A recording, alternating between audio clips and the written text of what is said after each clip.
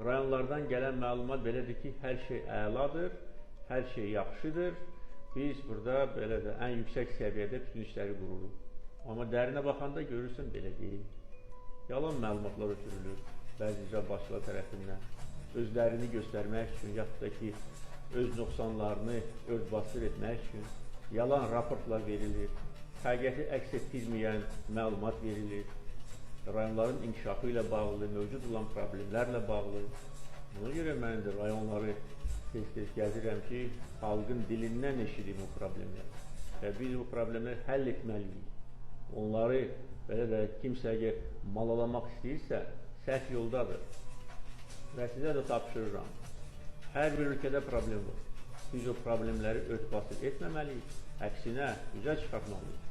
O cümlədən media nümayəndələr. Onlara da mən dəfələrlə müraciət eləmişəm, demişəm ki, siz mənim köməkçilərimsiniz.